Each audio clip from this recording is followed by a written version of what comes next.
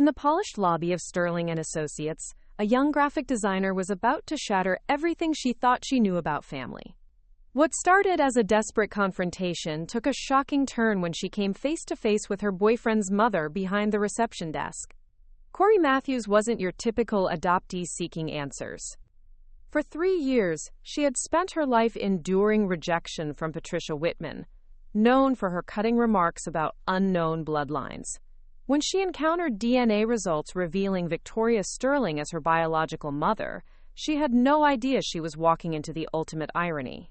Cory's revelation would lead to earth-shattering consequences that would redefine what family truly means. Before we jump back in, tell us where you're tuning in from, and if this story touches you, make sure you're subscribed, because tomorrow I've saved something extra special for you. Cory's hands trembled as she reached for the wine glass Derek had poured, then stopped herself. The secret, pressing against her chest, demanded to be shared. Tonight was supposed to be different. Tonight, she was finally telling them both the news that would change everything. Patricia Whitman sat across Derek's modest Capitol Hill dining table, her posture rigid as a courthouse statue. Even in casual clothes, a cream cashmere sweater that probably cost more than Cory made in a week, she looked like she was presiding over a boardroom meeting. Her sharp blue eyes tracked every movement Cory made, cataloging perceived inadequacies with auditor-like precision. "The salmon is lovely, Derek," Patricia said, her voice carrying that particular approval she reserved for her son. "Though you should consider moving somewhere with a proper dining room. When you settle down with someone suitable, you'll want space to entertain properly." The word suitable hung in the air like smoke. Cory felt Derek's hand find hers under the table, a silent apology she'd grown tired of accepting. 3 years of these dinners. 3 years of being measured against invisible standards and found wanting. "Mom," Derek's voice carried warning. "We've talked about this." "Have we?" Patricia's eyebrows rose with practiced innocence. "I'm simply saying a man in your position, a physical therapist with excellent prospects, deserves someone who can match his potential. Someone with roots, family connections, the stability that comes from knowing where you come from." Cory's grip tightened on her fork. The constant references to her lack of family background had become Patricia's favorite weapon, wielded with surgical precision. Each comment found its mark, hitting the tender spot where Cory's confidence lived. "Cory has plenty of stability," Derek said, but his voice lacked conviction. "Does she?" Patricia's gaze shifted to Cory with spotlight intensity. "Working at that little design firm, taking night classes. It's admirable, certainly, but hardly the foundation for a serious future, especially with so many unknowns." The word unknowns hit like a physical blow. Cory had been adopted as a baby, and Patricia never let her forget. This made her somehow less predictable, less valuable. A genetic mystery that could produce unpleasant surprises. Cory took a breath, feeling the secret pressing against her ribs. Maybe this was the moment. Maybe sharing her news would shift the dynamic, force Patricia to see her as more than an inconvenient obstacle. "Actually," Cory began, voice steadier than she felt, "there's something Derek and I wanted to tell you. Something important." Patricia's attention sharpened like a blade. Derek's hand squeezed hers, and she felt his curiosity, even as tension radiated from him. He didn't know what she was about to say. I'm... The words stuck as Patricia's expression shifted to approaching dread. "You're what?" Patricia's voice had gone dangerously quiet. "I'm pregnant." The words came out in a rush, followed by silence so complete Cory could hear the heating system cycling on. Derek's sharp intake told her he was processing the news, even as Patricia's face went through micro-expressions. Shock, calculation, and finally, something resembling horror. "Pregnant," Patricia repeated as if the word were foreign. "Yes, and Cory started, but Patricia cut her off with a raised hand. "How long?" The question cracked like a whip. "About 8 weeks. We just found out last week, and..." 8 weeks. Patricia's voice had gone winter rain cold. "And you're just telling us now?" Derek found his voice. Mom, we wanted to be sure. To have a plan. A plan? Patricia's laugh was sharp enough to cut glass. Derek, do you have any idea what this means? What you're signing up for? Her gaze turned to Cory with undisguised contempt. What you're both signing up for? Cory felt something fracture inside her chest. We know it's unexpected, but unexpected? Patricia stood so abruptly her chair scraped against hardwood. It's reckless. Derek, you don't understand. You can't possibly understand what you're inviting into our family. Our family? The words escaped Cory before she could stop them. I wasn't aware I was part of your family. Patricia's smile was razor thin. Exactly my point. You're not. And now you want to drag Derek into what? A lifetime commitment to someone whose bloodline is a complete mystery? Someone who could be carrying genetic predispositions to anything. Mental illness, addiction, criminal tendencies. We have no way of knowing what's lurking in your DNA. Each word landed like a physical blow. Cory had heard variations before, but never with such venom, never with such absolute rejection. That's enough, Derek said, but his voice lacked strength to stop his mother's momentum. Is it? Patricia turned to her son, expression desperate. Derek, you're my only child. Everything I've worked for, everything I've built, has been for you. For your future. And you want to throw it all away on someone who might not even know if madness runs in her family. The word madness hung like a curse.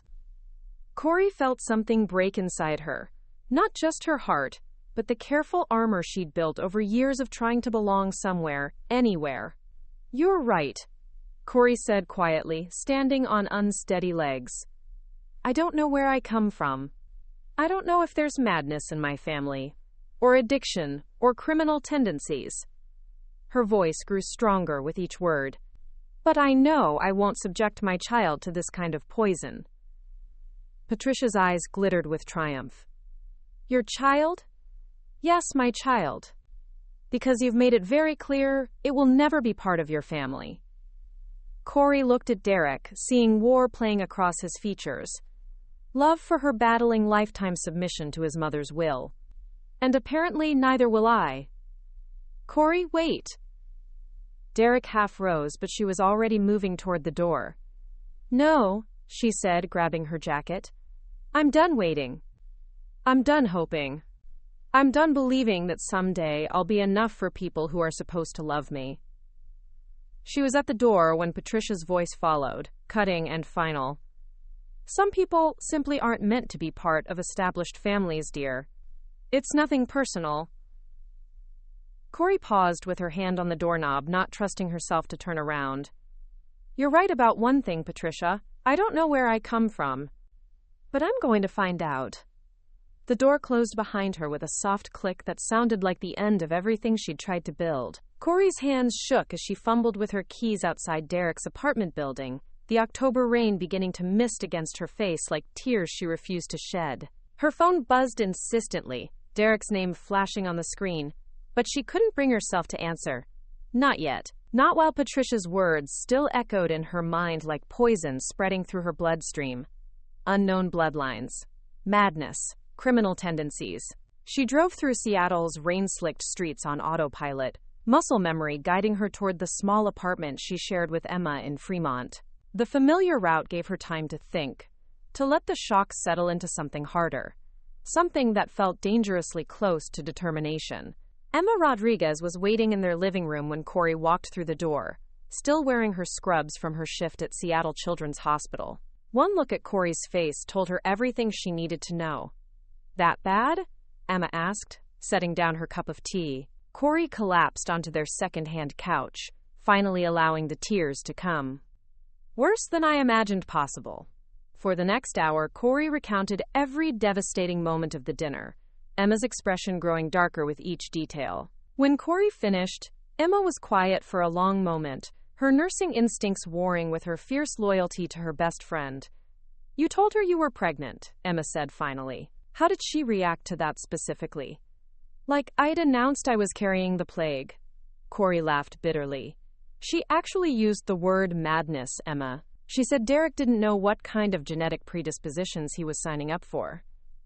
Emma's jaw tightened. And Derek? What did he say? Not enough. Never enough. Cory wiped her eyes with the back of her hand. He tries, but he's never going to choose me over her. Not really. And maybe he shouldn't have to. Don't you dare, Emma said sharply. Don't you dare start making excuses for their behavior. Patricia Whitman is a cruel woman who spent 3 years systematically tearing you down, and Derek has let her do it. Cory stared at her hands, noting how they'd finally stopped shaking. She's not entirely wrong, though. I don't know anything about my biological family. For all I know, there could be mental illness, addiction. Stop.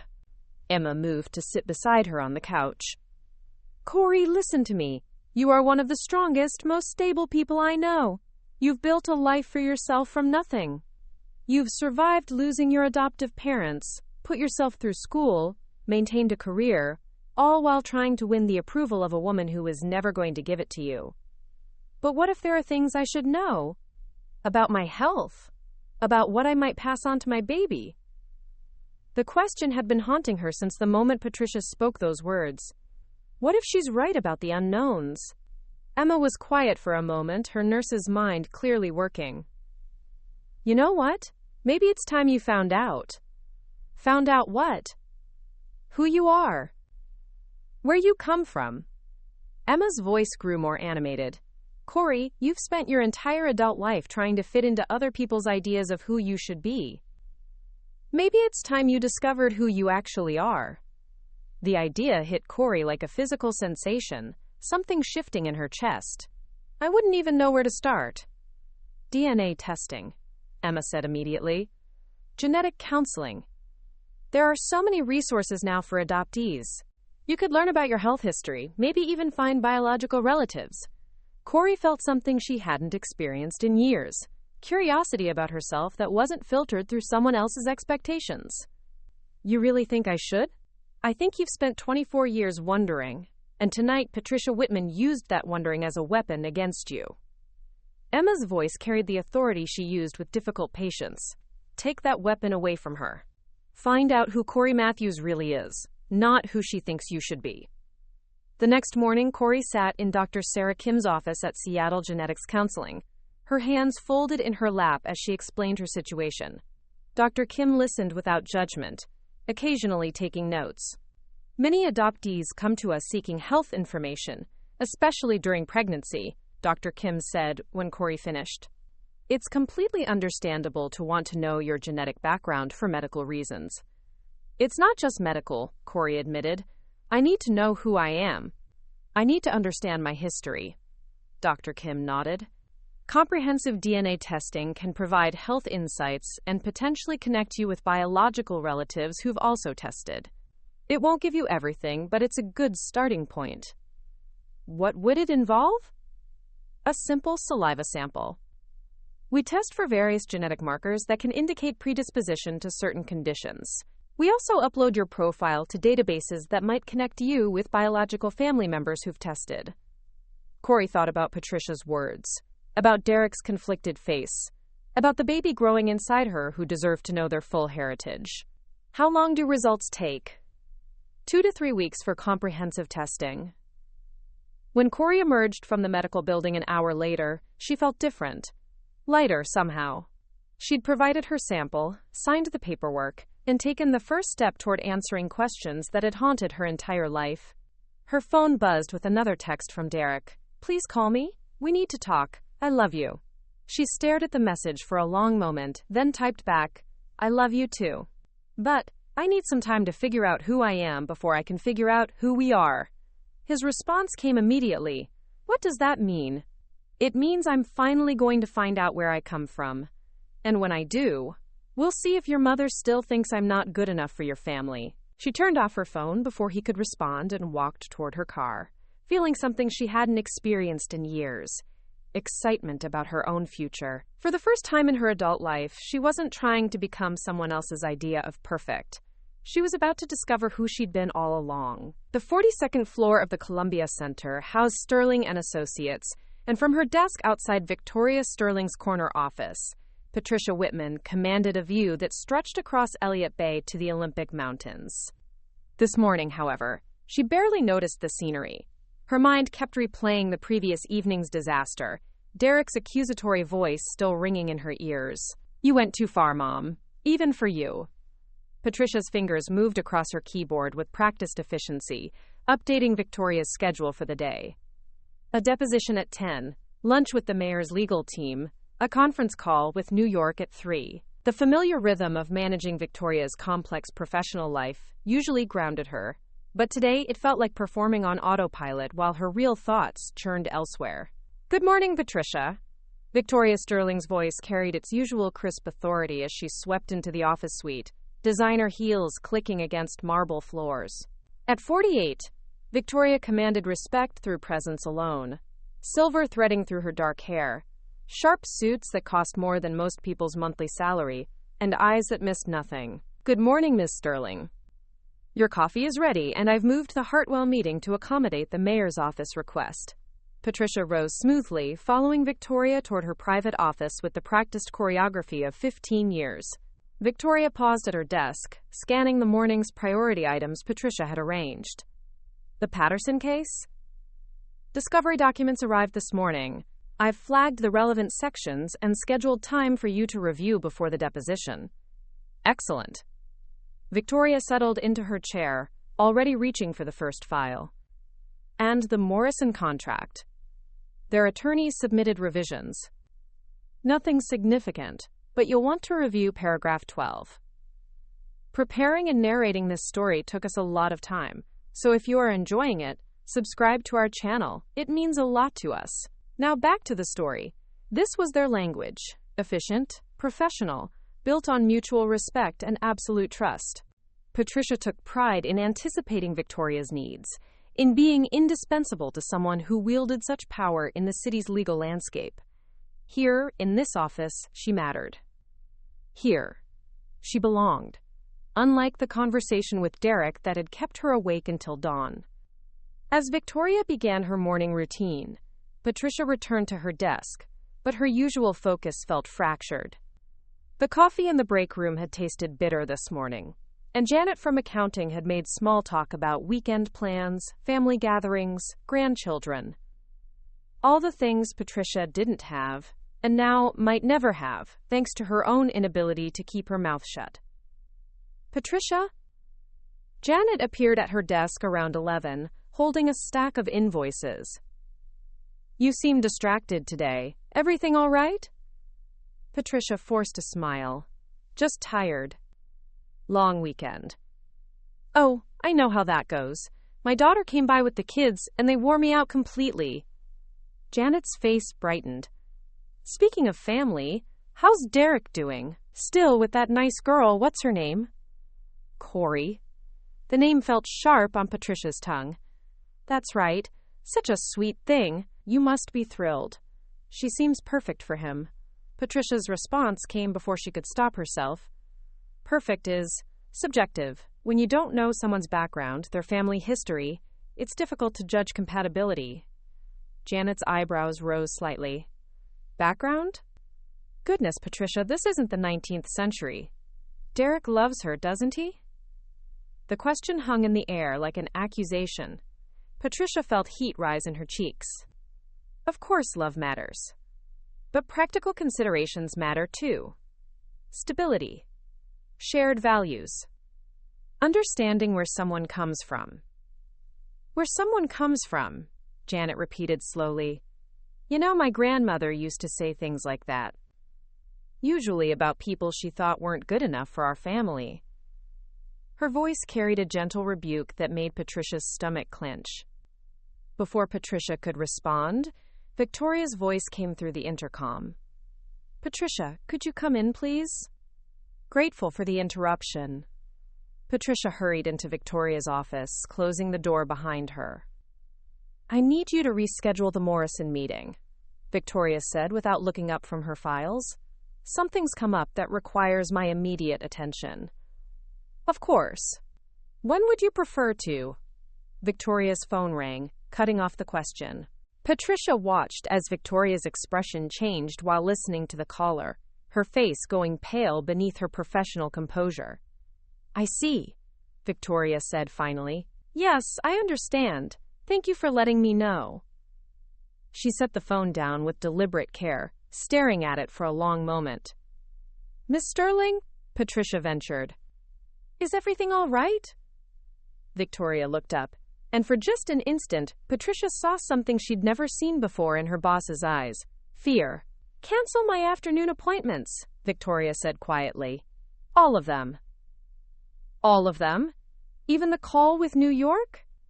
"Everything." Victoria's voice carried a finality that brooked no argument. "And Patricia, I need you to pull a file for me. It's not in the current system. It would be in storage. From about 25 years ago." Patricia frowned. Sterling and Associates had been founded only 18 years ago. "From before the firm? From my previous practice. The files should have transferred when we moved offices." Victoria's hands were steady, but Patricia noticed she'd clasped them together tightly. The client name would be Sterling. James Sterling. The name meant nothing to Patricia, but Victoria's reaction to it meant everything. In 15 years of working together, she'd never seen Victoria this shaken. "I'll locate it immediately," Patricia assured her. "Thank you." Victoria's attention had already turned inward, her gaze distant. "And Patricia, this is confidential, completely confidential." As Patricia left the office to begin her search, she found herself wondering about the phone call, about James Sterling, about the ghosts that could still reach into Victoria's carefully controlled world and shake her to the core. In her desk drawer, beneath her appointment book and emergency aspirin, Victoria kept a single photograph. She'd looked at it perhaps a dozen times in 24 years, but now she pulled it out with trembling fingers. A baby. Her baby. The daughter she'd given up to keep safe. The phone call had been about James, about parole hearings and early release dates, and the past she'd thought was buried forever. Somewhere in Seattle, her daughter was living her life, unaware that the man who'd once tried to destroy them both might soon be free. Cory's inbox chimed with a new email as she sat at her desk at Morrison Creative, trying to focus on a logo design for a local bakery. The morning had been a struggle, her concentration scattered, her mind replaying both the disastrous dinner and her conversation with Dr. Kim. 2 weeks had passed since she'd provided her DNA sample, and the waiting felt endless. The email's subject line made her heart skip. "Your genetic testing results are ready." She glanced around the small open office space. Marcus, her boss, was in a client meeting. Jenny and David were absorbed in their own projects, headphones blocking out the world. The timing felt surreal, receiving potentially life-changing information while surrounded by the mundane normalcy of deadline pressures and coffee-stained desks. Her hands trembled as she opened the email and clicked the link to her secure results portal. The login process felt endless. Password, security questions, another verification step. Finally, the results page loaded, dense with information she'd expected. Genetic health markers, ethnic background estimates, trait predictions. But it was the section labeled DNA relatives that stopped her breathing entirely. At the top of the list, marked with a bright blue close family indicator, was a name that made the world tilt: Victoria Sterling. Predicted relationship, mother. Confidence, 99.9%. Cory stared at the screen, certain she was misreading something. Victoria Sterling. The name meant nothing to her. Should have meant nothing to her.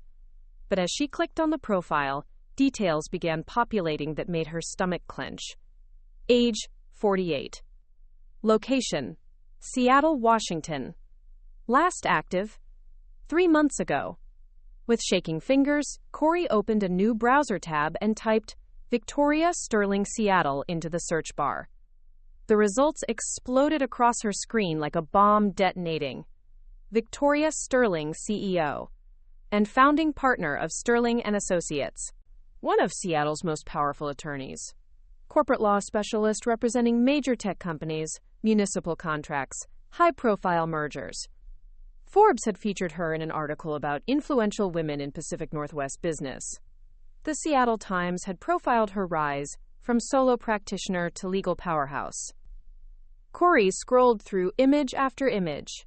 Victoria at charity galas, cutting ribbons at city events, standing behind podiums addressing conferences. A woman who commanded rooms, who wielded influence, who lived in a world so far removed from Cory's existence, it might as well have been another planet. This couldn't be right. There had to be a mistake. But as she studied the photographs, something cold settled in her chest. The bone structure, the shape of the eyes, the way Victoria held her chin. Cory had stared at her own reflection enough to recognize the similarities. Her biological mother was Victoria Sterling. The Victoria Sterling. A woman worth millions, who'd built an empire, who appeared on most powerful lists and gave interviews to business magazines about breaking glass ceilings. A woman who'd given her up. The questions crashed over her in waves. Why? How? When? Victoria Sterling could have given her anything. The best schools, opportunities, connections. Instead, Cory had grown up middle class in Spokane, with adoptive parents who'd loved her but struggled to pay for her college textbooks. "Hey, you okay?" Jenny's voice cut through her spiral. "You look like you've seen a ghost."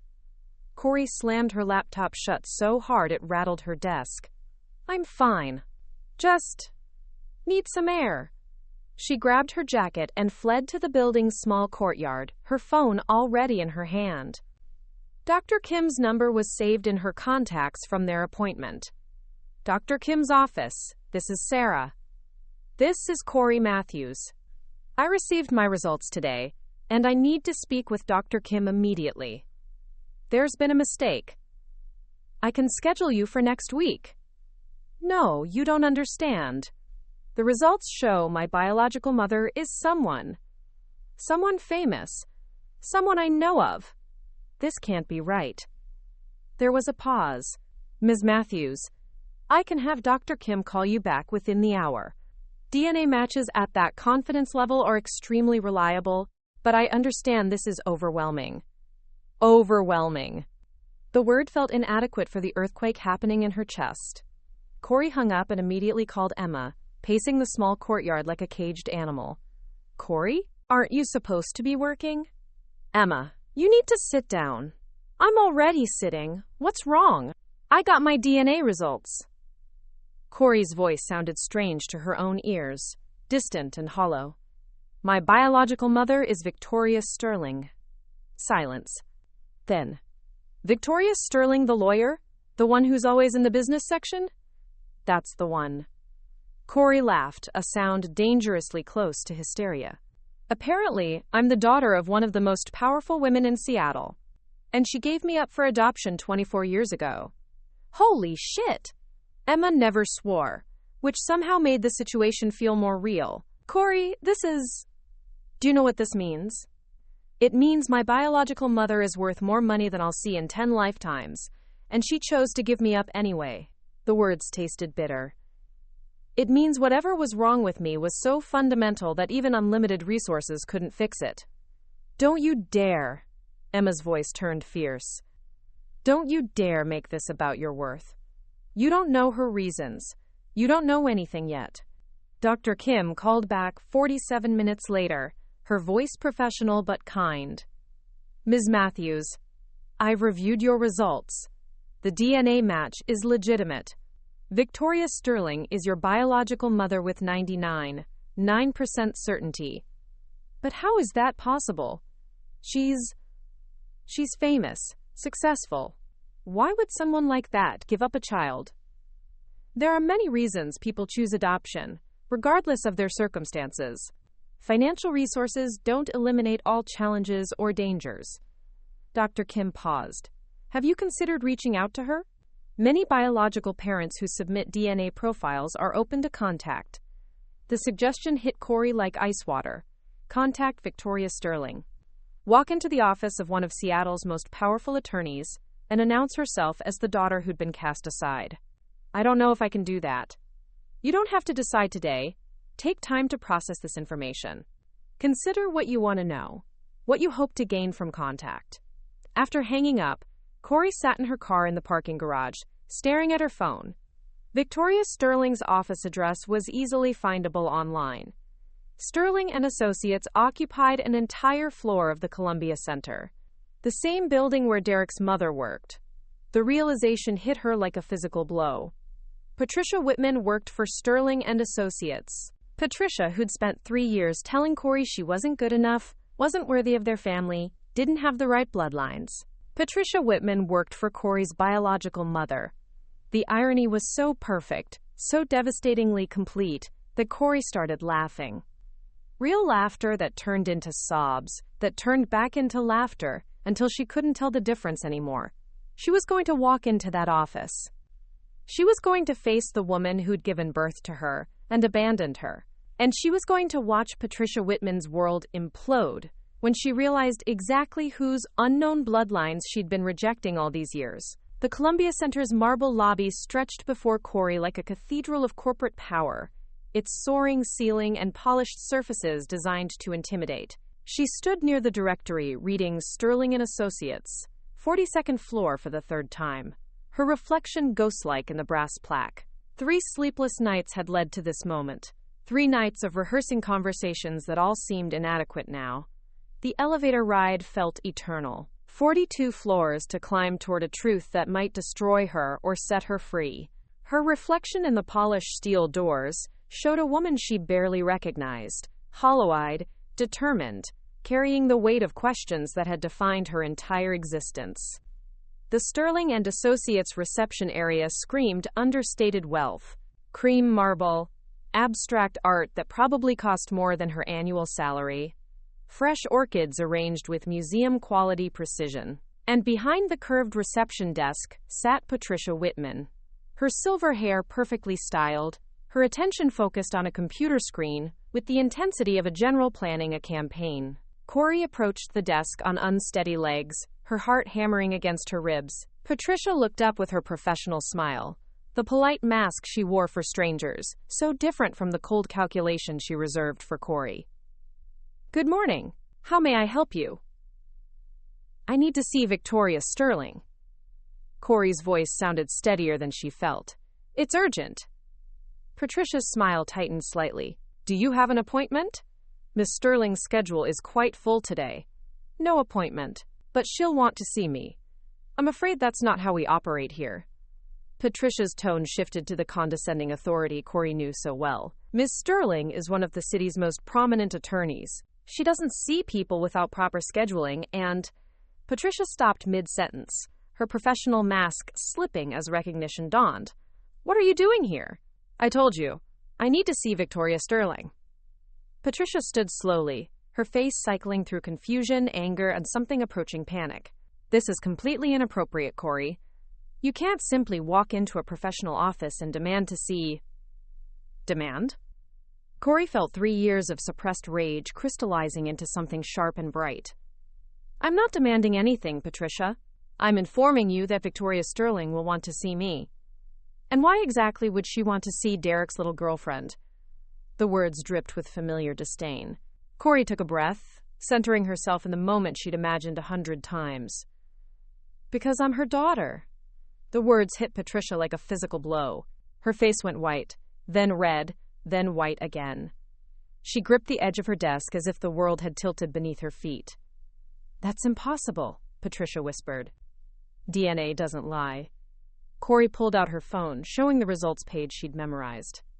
Victoria Sterling, biological mother, 99.9% certainty. Patricia stared at the screen, her mouth opening and closing soundlessly. Around them, the office continued its normal rhythm, phones ringing, conversations humming, the machinery of legal power grinding forward. But their small corner had become the eye of a hurricane. "You're lying," Patricia said finally, but her voice lacked conviction.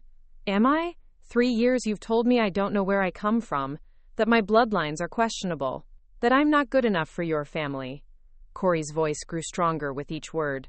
"Turns out, I come from your boss, the woman you've served faithfully for 15 years. How's that for bloodlines, Patricia?" The color drained from Patricia's face entirely. "Miss Sterling doesn't have children. She's never what?" Never mentioned the daughter she gave up for adoption 24 years ago? Cory leaned forward, her voice dropping to barely above a whisper. The daughter who's been sitting at your son's dinner table for 3 years while you lectured her about family background? Patricia's legs seemed to give out. She sank back into her chair, staring at Cory as if seeing her for the first time. This can't be happening. What can't be happening? The voice came from behind them, crisp and commanding. Victoria Sterling stood in the doorway to her office, her presence filling the space like electricity before a storm. Her dark hair was pulled back severely, her charcoal suit immaculate, her attention focused with laser intensity on the scene unfolding at her assistant's desk. Cory turned to face her biological mother, and the world seemed to pause. Up close, the resemblance was unmistakable. The same green eyes, the same stubborn jawline, the same way of holding her shoulders when challenged. Victoria's gaze moved between Cory and Patricia's stricken face, calculation flickering behind her professional mask. Patricia? Victoria's voice carried a warning. What's going on? Cory found her voice first. My name is Cory Matthews. I think you know why I'm here.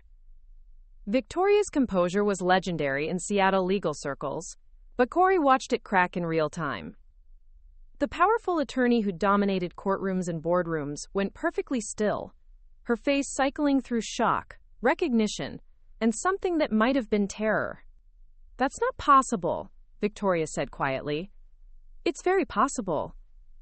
Cory's hands had stopped shaking. After years of feeling powerless, she finally held all the cards. I have the DNA results. I have the birth records. I have 24 years of questions that only you can answer. Victoria's gaze moved to Patricia, who looked ready to faint. Patricia, clear my schedule. Cancel everything. Miss Sterling, everything, Patricia. Now. Victoria's voice carried absolute authority, but underneath it, Cory heard something she recognized, the same desperation she'd felt her entire life when faced with rejection. And close the doors. We need privacy. As Patricia fumbled with phones and appointment books, Victoria studied Cory with an intensity that felt like being examined under a microscope. You look like him, Victoria said, finally, so quietly only Cory could hear. Like who? Victoria's answer came like a confession. Like your father. Victoria's office was a shrine to power and control. Floor-to-ceiling windows overlooking Elliott Bay, awards and recognition certificates covering one wall, law books arranged with military precision. But as Victoria closed the door behind them, Cory noticed what the public persona missed. The slight tremor in her mother's hands, the way she moved to her desk not for authority but for support. Patricia remained in the outer office, visible through the glass partition, her face a mask of shock as she mechanically rescheduled appointments.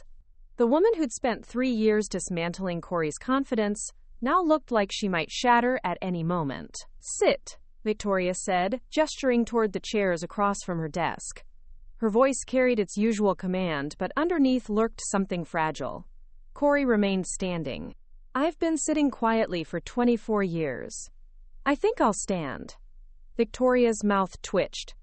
Surprise or approval, Cory couldn't tell. You have his stubbornness too. You keep mentioning my father, like he's someone I should know about. Victoria moved to the window, her back to Cory, shoulders rigid beneath her perfect suit. James Sterling, my ex-husband. Your biological father. The words came out clinical, detached, as if discussing a case file rather than the man who'd shaped both their lives. Sterling. So I have his name. You have his name because I was too young and too stupid to see what he really was when I married him. Victoria's reflection in the window looked like a ghost. I thought I could change him. I thought love could fix the violence, the drinking, the gambling debts to very dangerous people. Cory felt the ground shifting beneath her feet. Violence? Victoria turned back to face her, and for the first time, Cory saw past the lawyer mask to the woman underneath, scarred, tired, haunted by choices made decades ago. He put me in the hospital twice during our marriage. The second time, I was 6 months pregnant with you. Victoria's voice remained steady, professional, but her hands betrayed her by trembling slightly. That's when I started planning my escape. The revelation hit Cory like ice water. He hurt you while you were pregnant with me? He threw me down a flight of stairs during an argument about money he'd gambled away. Money that belonged to people who don't forgive debts. Victoria sat heavily in her chair, suddenly looking older than her 48 years. I spent 3 days in the hospital, terrified I'd lost you. That's when I realized I had to choose between saving myself and saving you. Cory sank into the chair she'd refused moments earlier. So you gave me up. I gave you a chance. Victoria's voice turned fierce. James had connections to organized crime, money laundering, intimidation, worse things I never wanted to know about. When you were born, I had maybe 6 months before his associates found us.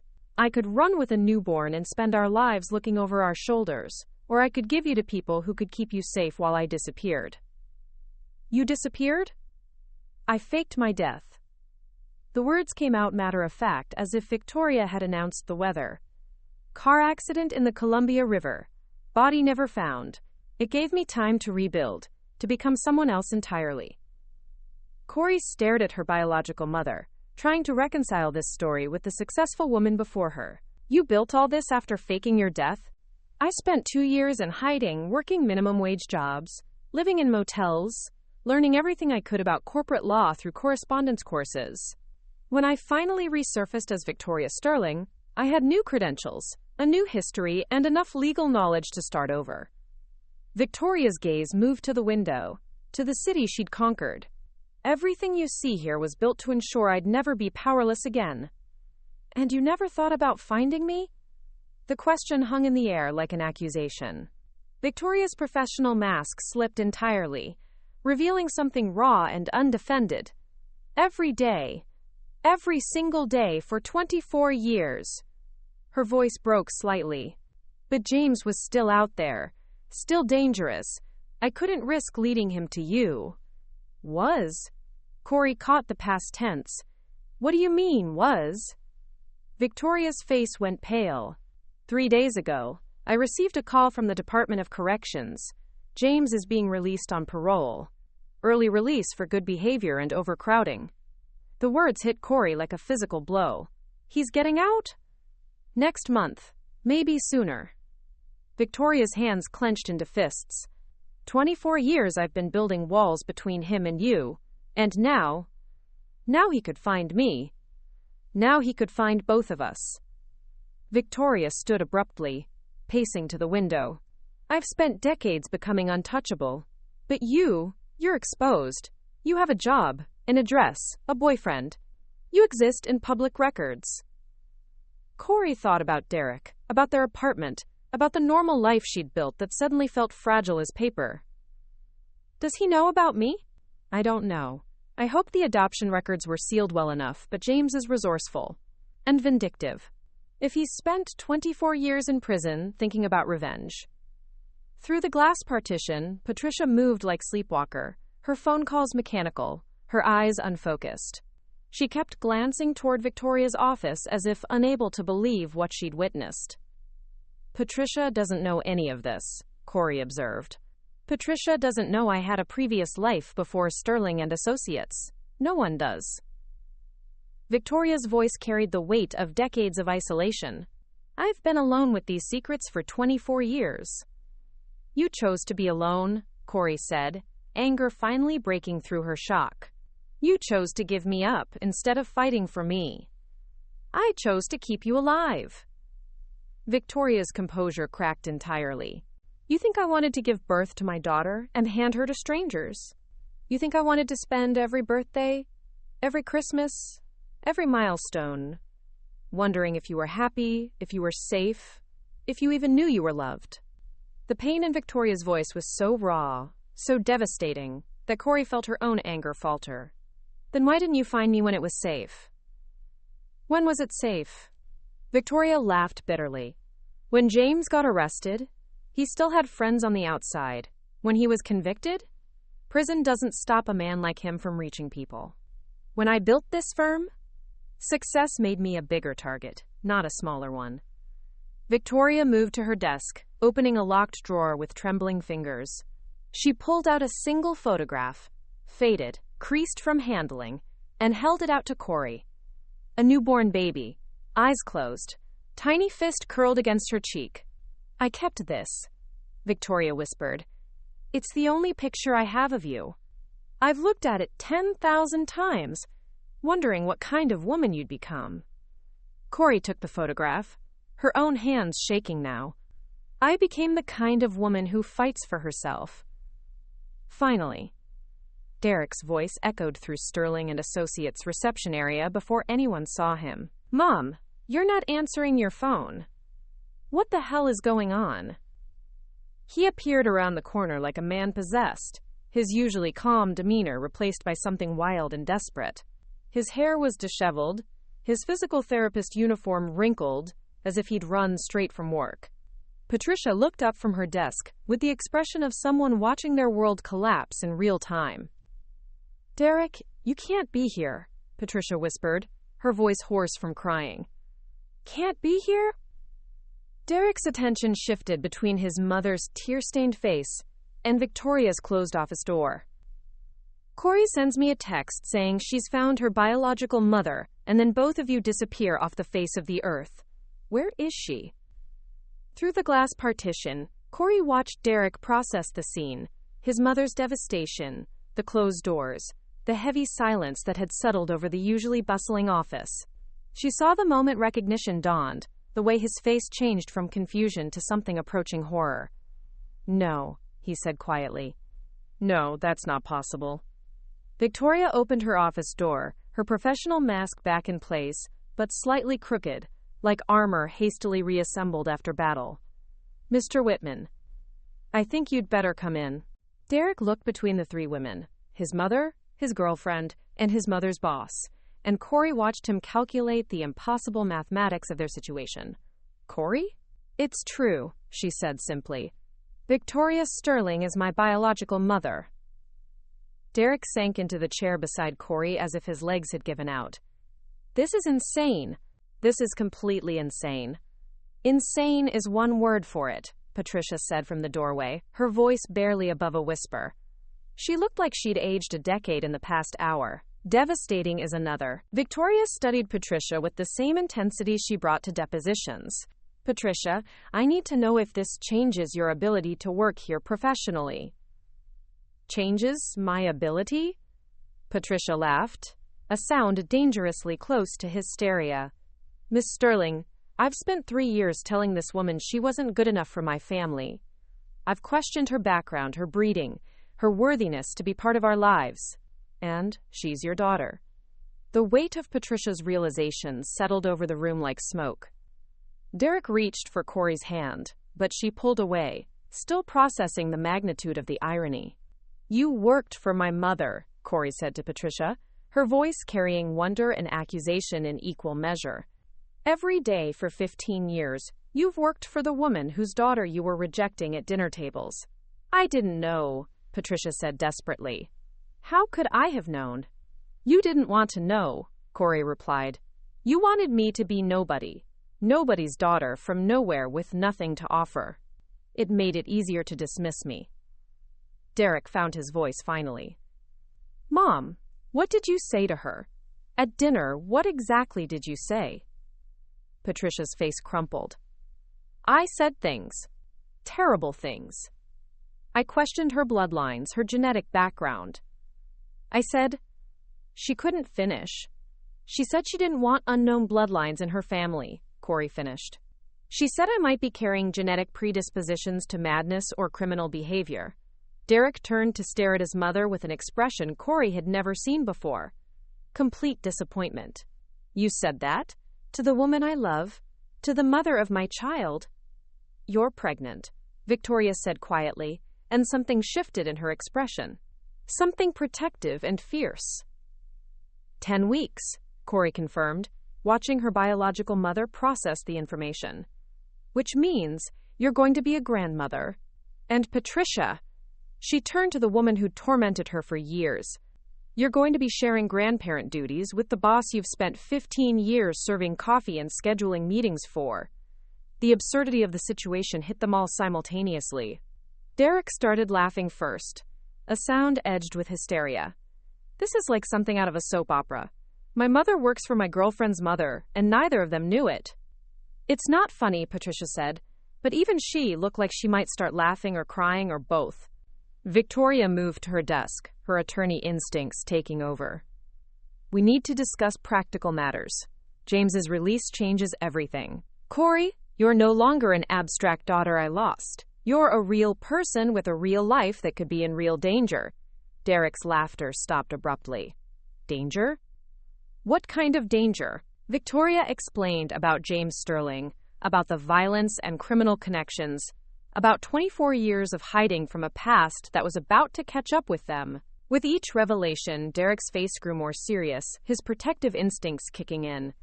So, what do we do? Derek asked when Victoria finished. We protect her, Victoria said simply. We protect both of them. Her gaze moved to Cory's still flat stomach. All three of them. Patricia spoke up from the doorway, her voice stronger than it had been all day. What can I do? How can I help? Victoria and Cory both stared at her. You want to help? Cory asked. I just want to make this right, Patricia said firmly. I've been wrong about everything. About you, about what makes a family, about what really matters. She looked directly at Cory. I've spent 3 years being the worst possible version of myself, and you didn't deserve any of it. No, Cory agreed. I didn't. But I want to earn your forgiveness. I want to be the kind of grandmother your child deserves. Patricia's voice broke slightly. I want to be better than I've been. Derek stood and moved to his mother, pulling her into a hug that said more than words could. We'll figure this out. All of us. Together. Victoria watched the reunion with something approaching wonder. I haven't had a family in 24 years. I'm not sure I remember how it works. Neither do I, Cory admitted, but maybe we can learn together. The call came at 6:17 a.m. on a Tuesday, jarring Victoria awake in her Belltown penthouse. She'd been dreaming about Cory as a baby, the same dream that had haunted her for 24 years, and the sharp ring of her secure phone line cut through the memory like a blade. Ms. Sterling? This is Agent Rodriguez with the Department of Corrections.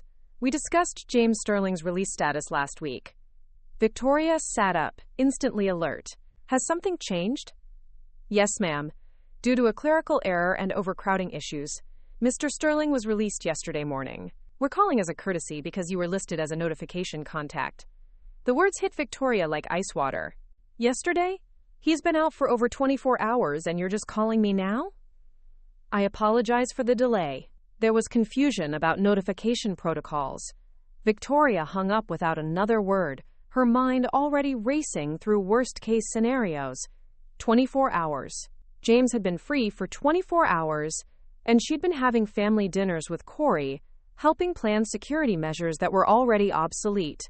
Her fingers flew across her phone, calling her private security firm first, then Cory. The call went straight to voicemail. Cory, it's Victoria. Call me immediately. Do not go to work today. Do not follow your normal routine. Call me the second you get this. She tried Derek next. Same result. Voicemail. It was barely 6:30. They were probably both still asleep, probably together in Derek's apartment, that suddenly felt as secure as a paper house. Victoria was dressed and in her car within 10 minutes. Her security team's promises to meet her at Derek's building echoing in her ears. 24 years of careful planning, and it all came down to a clerical error and an overcrowded prison system. Derek's Capitol Hill apartment building looked peaceful in the early morning light. Too peaceful. Victoria's security team arrived as she parked, 2 black SUVs that probably looked like overkill to the neighborhood but felt inadequate to her. Ma'am, Marcus Chen, her head of security, approached with military precision. We've swept the perimeter. No signs of surveillance or unusual activity. That doesn't mean anything, Victoria replied, her eyes scanning the street. James is smarter than that. He'll watch from a distance first, learn their patterns. They climbed to the 3rd floor together, Victoria's heels echoing in the stairwell like countdown timers. She knocked on Derek's door. 3 sharp raps that carried all her urgency. Derek answered in pajama pants and a t-shirt, his hair standing up at odd angles. "Victoria, what are you doing here so early? Is Cory here?" "She's in the shower. What's wrong?" Victoria pushed past him into the small apartment, her security team following. "James was released yesterday. Early release due to overcrowding. I just found out." Derek's face went white. "Yesterday? But you said next month." "I said what they told me." Apparently the system isn't as reliable as we'd hoped. Victoria moved to the window, checking sightlines and escape routes with practiced efficiency. "We need to move both of you. Today." Cory emerged from the bathroom wrapped in Derek's robe, her hair damp, her face instantly alert when she saw the crowd in their living room. "What's happening?" "Your father is out of prison," Victoria said without preamble. "He's been free for over 24 hours. Cory sank onto the couch as if her legs had given out. "Does he know where I am?" "I don't know, but we can't assume he doesn't." Victoria turned to her security team. "I want both of them moved to safe locations immediately. Derek, you'll come to my building. It's the most secure." "Cory, I have a safe house in." "No." Cory's voice was quiet but firm. "I'm not hiding anymore." Victoria stared at her daughter. "This isn't about pride. This is about survival. This is about living my life instead of running from it." Cory stood, her jaw set with familiar determination. "I've spent 24 years not knowing who I was because of him. I'm not spending the next 24 years hiding because of him." Derek moved to stand beside her. "Cory, if he's dangerous, then we deal with it. Together. But I'm not disappearing." She looked directly at Victoria. "You disappeared for 24 years. And it didn't stop him from getting out. It didn't stop him from being a threat. All it did was steal time we could have had together." Victoria felt something crack in her chest. Pride, fear, and recognition all tangled together. "You don't understand what he's capable of. Then tell me. Stop protecting me from the truth, and tell me what I'm really facing." Before Victoria could answer, Marcus Chen's radio crackled to life. "Base, this is Perimeter 2. We have a problem." "What kind of problem?" Victoria demanded. "Black sedan, tinted windows, been circling the block for the past 10 minutes. Driver's alone, male, 50s. He's not making any attempt to hide his surveillance." Victoria's blood turned to ice. "James." Cory moved to the window, but Derek caught her arm. "Don't." "He's already seen me if he's watching the building," Cory said, pulling free. She peered through the blinds at the street below. "Is that him? The sedan?" Victoria joined her at the window, her heart hammering as she followed Cory's gaze. The black car sat at the corner like a predator, waiting for the right moment to strike. Through the windshield, she could make out a figure, tall, broad-shouldered, familiar even after 24 years. "That's him," she whispered. As if sensing their attention, the figure in the car looked up toward their window. Even from 3 floors up, Victoria could see his smile. The same charming expression that had fooled her into marriage and nearly destroyed her life. James Sterling raised one hand in a casual wave, as if greeting old friends. Then he drove away. "He knows," Derek said unnecessarily. "He knows where you live, he knows you're together, and he knows I'm here." Victoria's mind raced through contingencies and escape plans. "This changes everything." Cory stepped back from the window, her face pale but determined. "Good. I'm tired of not knowing where I stand. At least now we know he's coming." Victoria stared at her daughter, this woman who'd inherited her stubbornness and her refusal to be intimidated, and felt a surge of terrified pride. "Then we'd better be ready for him." 3 weeks later, Victoria's penthouse had been transformed into something resembling a fortress crossed with a family home. Security cameras monitored every approach, reinforced glass replaced the original windows, and armed guards maintained constant watch. But inside, something warmer was growing.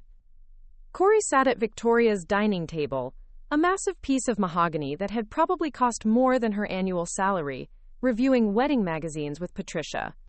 The sight of them together still felt surreal, like watching two people who'd spent years speaking different languages slowly learning to communicate.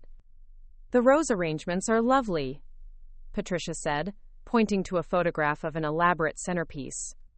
"Though perhaps a bit formal for an outdoor ceremony." "That's what I thought," Cory agreed. "Derek and I want something more natural." "Less?" She gestured around Victoria's perfectly appointed apartment. "Less intimidating?"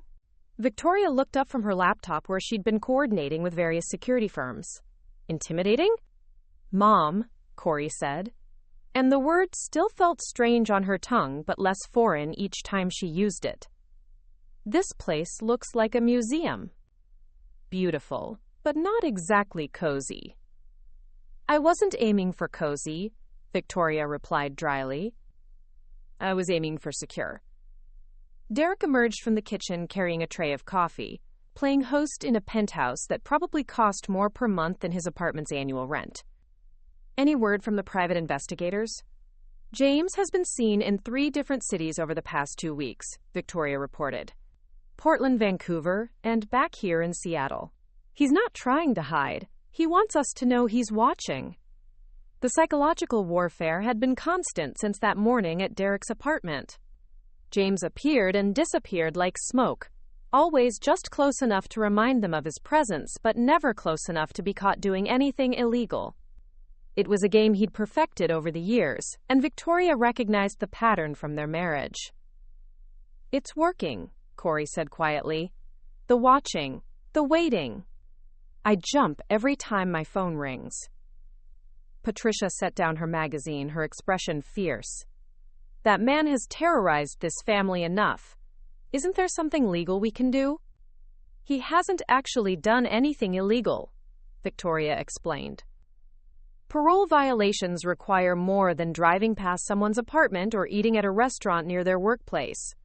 But he's threatening you, intimidating you, proving that in court would require evidence we don't have." Victoria's frustration was evident. James knows exactly how far he can push without crossing legal lines. Emma Rodriguez arrived for lunch carrying takeout bags from Cory's favorite Thai restaurant, her nursing scrubs replaced by weekend casual clothes. She'd become a regular at these security briefings disguised as family meals, her practical medical perspective providing balance to Victoria's legal paranoia. "Any exciting death threats today?" Emma asked cheerfully, beginning to unpack containers of pad thai and green curry. "Just the usual psychological terrorism," Derek replied, but he was smiling. Emma's refusal to be intimidated by either the threat or Victoria's wealth had made her an unexpected stabilizing force. "Good. I brought extra spring rolls in case we needed comfort food." Emma surveyed the group around the table. Victoria in her perfectly pressed blouse, Patricia in her careful weekend ensemble, Cory and Derek in casual clothes that suddenly looked shabby by comparison. "You know, for a family under siege, you all look remarkably well fed." Cory laughed, the sound surprising all of them. "Emma's right. We're sitting in a penthouse eating expensive food while complaining about a man who may or may not be following us around Seattle. There are worse problems to have." "That man put me in the hospital," Victoria said sharply. 24 years ago, Cory replied. "And you survived. You built all this." She gestured around the penthouse. "You became one of the most powerful attorneys in the city. You didn't just survive him, you conquered him." Patricia spoke up unexpectedly. "She's right. Ms. Sterling, I've worked for you for 15 years, and I've never seen you back down from anything. Corporate bullies, corrupt politicians, judges who thought they could intimidate you. You faced them all down." "This is different," Victoria insisted. "How?" Cory challenged. "Because he's my father? Because he hurt you once? Or because you're afraid that having a family again gives him something to use against you?" The question hung in the air like a gauntlet thrown. Victoria stared at her daughter, seeing not the frightened young woman who'd walked into her office weeks ago, but someone who'd inherited more than just her stubborn streak. "All of the above," Victoria admitted finally. Derek reached across the table to squeeze Victoria's hand, a gesture that would have seemed impossible a month ago. Then we make sure he can't use us against you. We stick together, we stay smart, and we don't let him win by making us afraid to live. Besides, Emma added, opening another container of curry, you've got Patricia on your side now. Have you seen her when she's protecting her family? I wouldn't want to face her in a dark alley. Patricia looked startled. Me? You, Cory confirmed. 3 weeks ago, you made Derek choose between you and me. Now you're sitting here planning my wedding and threatening to take on a convicted criminal to protect your future grandchild. I'd say you've become a formidable ally. Patricia's eyes filled with tears. I want to be worthy of this family, all of you. I want to be the kind of grandmother who protects, instead of dividing. Victoria studied the group around her table, this strange, impossible family that had formed out of DNA tests and shared threats. He may have given us life, she said finally, but he doesn't get to dictate how we live it. Agreed, Cory said, raising her water glass. To whatever comes next. To family, Derek added. To not letting the bastards win, Emma contributed cheerfully. Patricia raised her own glass with something approaching joy. To second chances. Victoria looked around the table at these people who'd somehow become hers to protect and be protected by. To building something he can't tear down. Outside, Seattle spread beneath them like a promise, and for the first time in 24 years, Victoria Sterling felt like she might finally be home. The end came not with violence, but with paperwork. James Sterling made his final mistake on a Tuesday morning, attempting to enter Derek's old apartment building by following another tenant through the security door, a parole violation that Marcus Chen's surveillance team captured in high-definition video. Victoria sat in her office watching the arrest footage on her computer screen, feeling 24 years of tension drain from her shoulders like water. James looked smaller somehow, older and less intimidating than the monster she'd carried in her memory. Prison had aged him, but more than that, her own growth had diminished his power over her imagination. It's really over? Cory asked from the chair across Victoria's desk, her hand resting on the small bump that had become visible over the past month. The parole violation guarantees he'll serve the remainder of his original sentence, plus additional time for the violation. At least 8 years. Victoria closed the laptop with finality. By the time he's released again, you'll have a second grader, and will have had time to build something he can't touch. Patricia knocked on the office door, carrying a champagne bottle and wearing the first genuine smile Victoria had seen from her in weeks.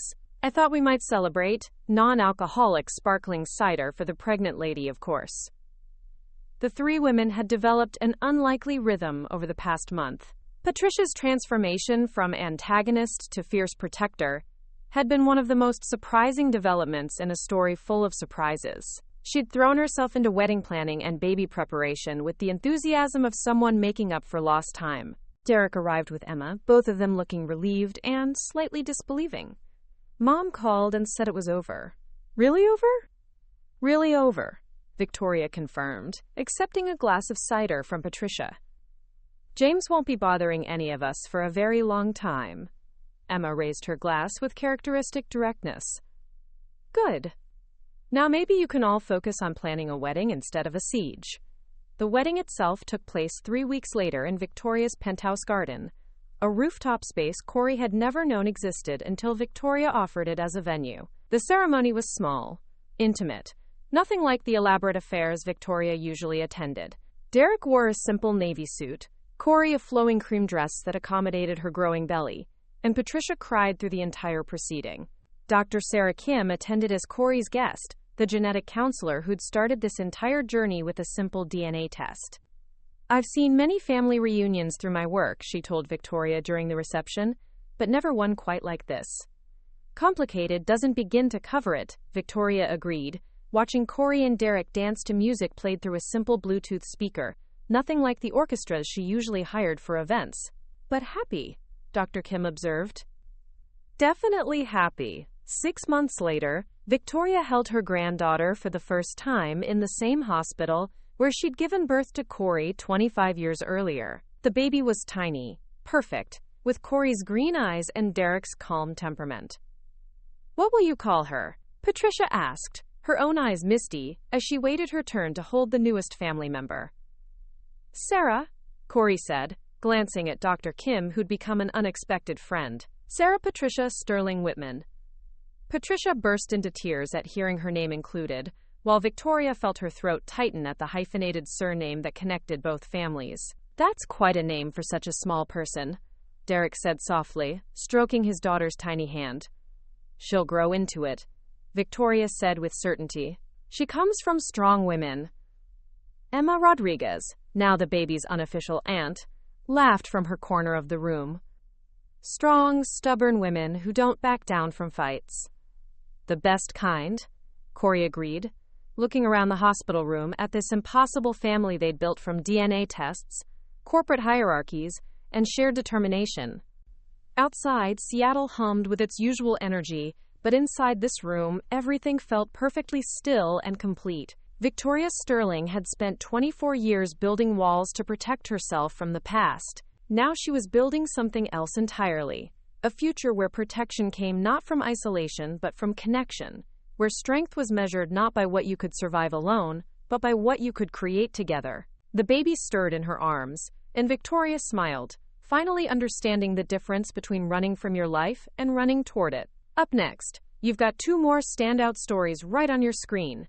If this one hit the mark, you won't want to pass these up. Just click and check them out. And don't forget to subscribe and turn on the notification bell so you don't miss any upload from us.